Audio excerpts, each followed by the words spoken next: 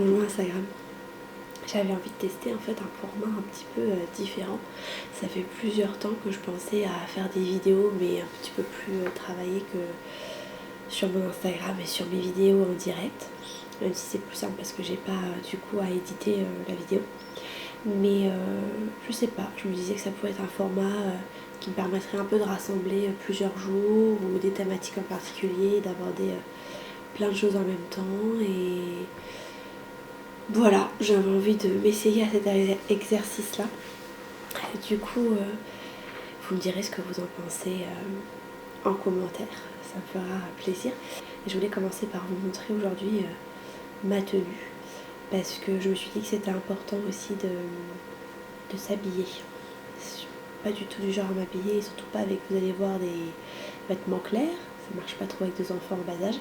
Mais aujourd'hui je me suis dit que j'allais faire voilà, différemment, et en fait je me suis sentie super... En fait parfois ça fait du bien de changer ses habitudes, et cette tenue m'a fait me sentir bien, donc je vais la partager avec vous. Voilà. Est-ce que quoi? Donc j'ai mis le petit pull que j'ai rentré dans un pantalon taille haute, et je trouve ça super joli, c'est assez automnal. Voilà. On va voir ce qu'on va faire sur le temps des vidéos. Voilà, je trouvais ça assez joli, et je voulais vous montrer aussi le petit détail que j'ai fait avec l'élastique que j'ai du coup associé à la tenue. J'ai vraiment pris une maille qui est travaillée comme ça, qui fait un joli effet de texture avec le pantalon en lyocell et en viscose. Je trouvais que ça faisait une jolie association. Voilà, et la soie dans les cheveux, pareil, je trouvais que c'était un joli détail. Bon bah on s'est réveillé de la sieste, donc je vais vous laisser là. Je voulais aussi vous montrer, du coup j'ai pris le temps de mettre des bijoux. Donc j'ai pris ma boucle d'oreille censeur que j'ai mis en fait dans l'autre sens. Du coup ça donne ça, un côté un peu géométrique. Je trouve super joli. Et de l'autre côté, j'ai pris un petit éclair comme ça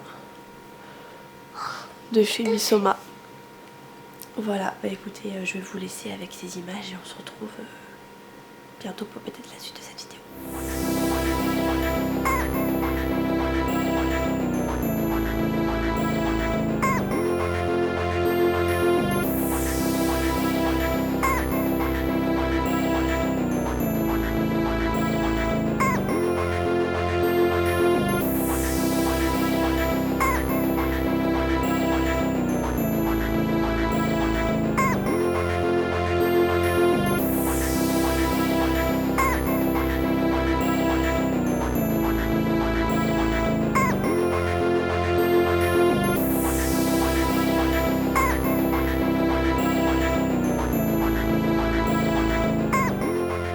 J'espère que vous pourrez m'entendre parce que mon fils regarde des vidéos du coup juste derrière, et je voulais profiter de ce petit moment pour vous présenter nos derniers livres qu'on a découverts récemment et que je trouvais intéressant de vous présenter. Donc j'en avais deux pour enfants et deux plus pour les mamans. Alors un livre qui s'appelle L'étrange aventure du courageux chevalier très peureux, et c'est un livre absolument génial qui est avec des superbes illustrations, j'espère qu'on verra, comme ceci. Assez simple, mais finalement très joli, et surtout le texte est absolument génial. Franchement, en fait, c'est que des oxymores si je ne me trompe pas. C'est l'histoire d'un petit garçon, Paul, qui par de malencontreuses aventures se retrouve sur l'île impossible. Et en fait sur l'île impossible vous allez avoir que des choses complètement dingues. C'est-à-dire que vous allez avoir différents personnages complètement dans les paradoxes en permanence, et c'est du coup hyper drôle, hyper intelligent. Les textes, voilà, comme je disais, sont vraiment hyper bien écrits. C'est un vrai régal à lire aux enfants, pour eux et pour nous.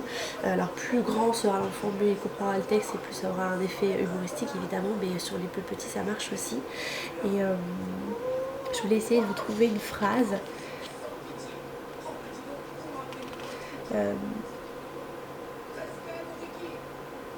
Par exemple, bon, je ne suis pas tellement d'avancée, pensa le courageux chevalier très peureux. Il jeta alors un regard discret qui se planta dans les yeux de l'adorable sorcière. Et petit à petit, ce fut le coup de foudre entre l'adorable sorcière et le courageux chevalier très peureux. Sur l'île vivait également le sorcier assez gentil mais pas trop, qui devint fou de jalousie car tout le monde savait que lui aussi en secret, il aimait haineusement l'amoureuse sorcière. L'adorable sorcière, et c'est que des trucs comme ça, et c'est vraiment génial. C'est un livre que je vous recommande vraiment. Ça me fait un peu penser au Pixar en fait, qui ravissent autant les petits que les grands.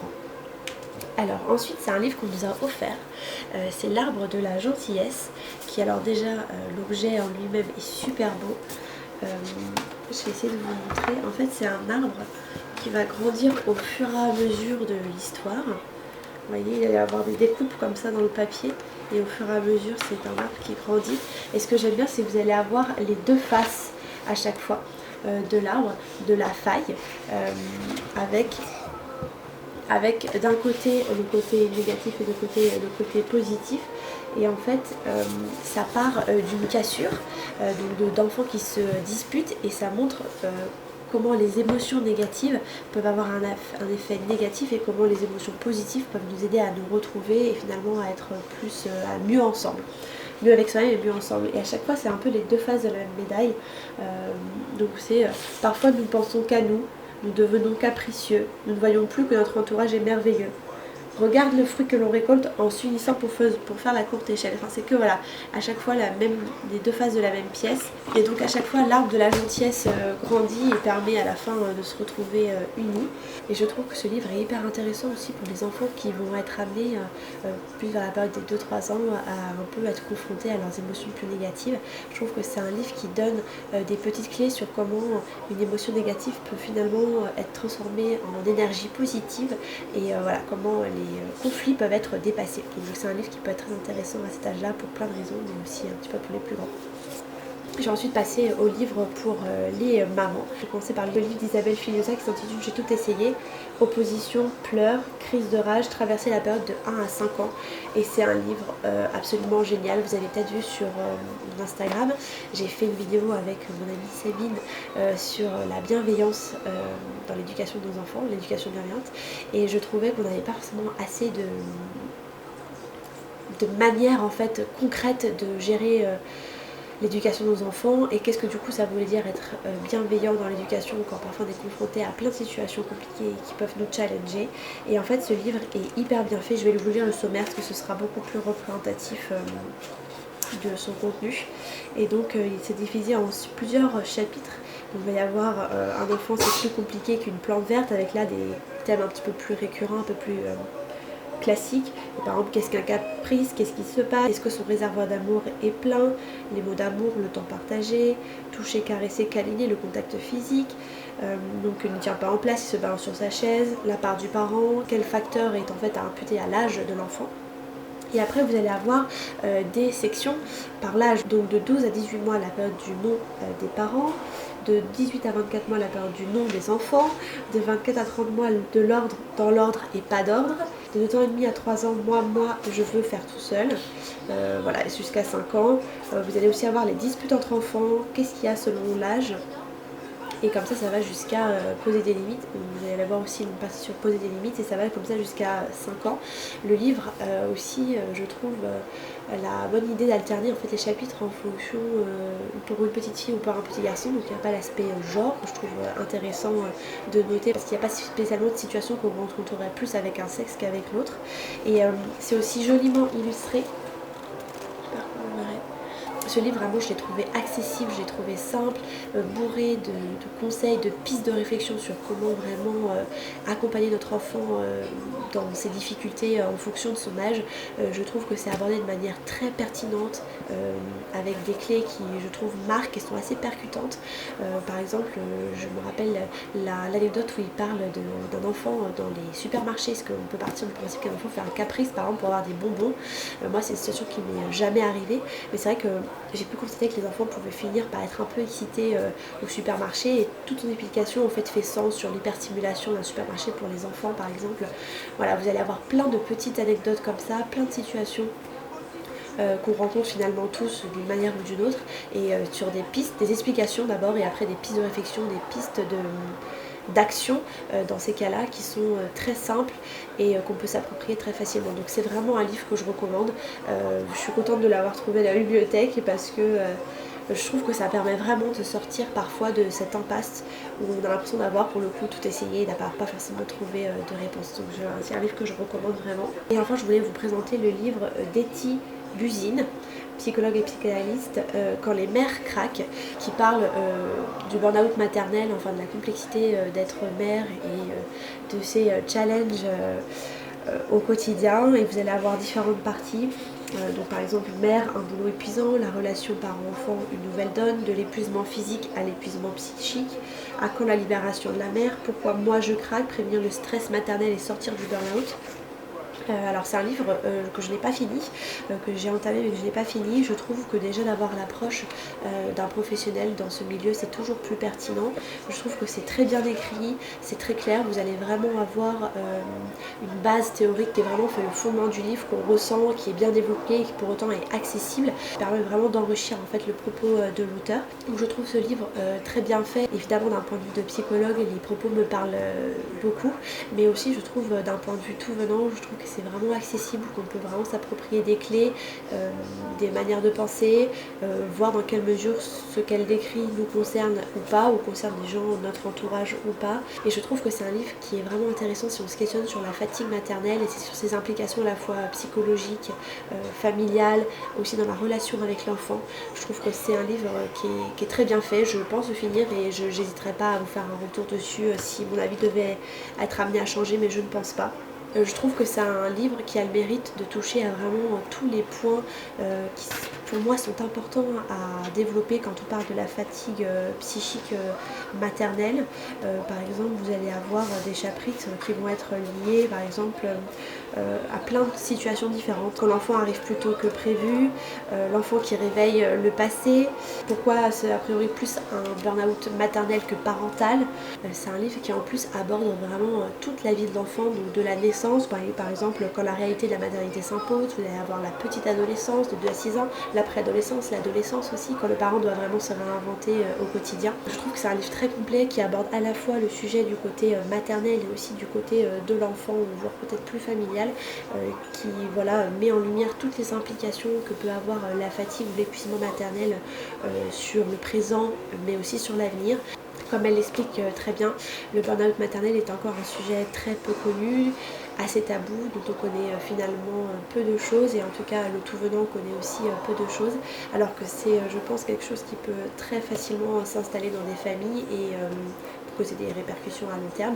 Donc je pense que ça vaut le coup de se renseigner, voilà, ne serait-ce que par curiosité, pour pouvoir pressentir des choses chez soi ou voilà, pouvoir aider des personnes autour de nous si on pressent que quelque chose est en train de se passer. Je vais juste profiter de ces 2 livres-là pour faire une petite aparté. Alors, ce ne sont pas des livres de développement personnel. Je trouve qu'il faut faire un petit peu attention parfois à tout ce qu'ils nous ont envoyé par rapport au développement personnel. Pour moi, si vous avez un questionnement qui persiste, voire des difficultés plus installées, je vous invite à consulter un professionnel. Parce que chercher des réponses par soi-même, voilà, le développement personnel donne cette idée qu'on serait amené à pouvoir s'aider soi-même et aller mieux soi-même. Et je pense que dans une certaine mesure c'est possible, mais dans une autre, je pense qu'il est aussi important de s'appuyer aussi sur quelqu'un d'autre pour demander de l'aide et pour se faire aider.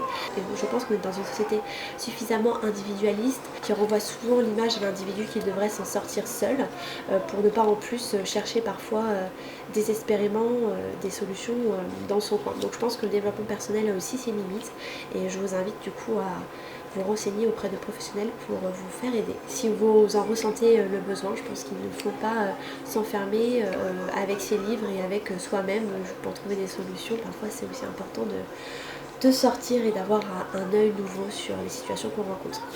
Voilà, bah écoutez, je vais vous laisser pour cette petite partie là de la vidéo et je vous retrouve plus tard pour d'autres thèmes.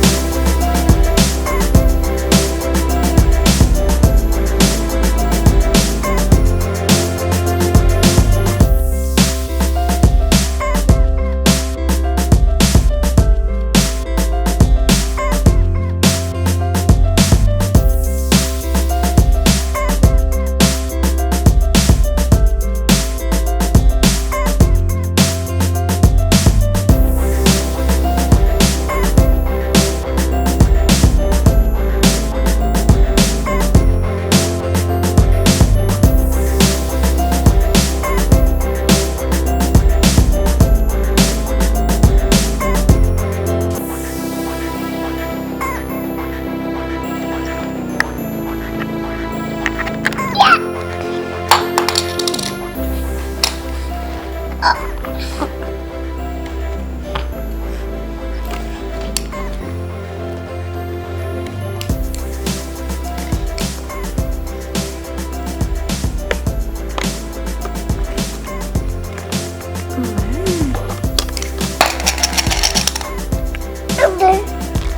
le remet.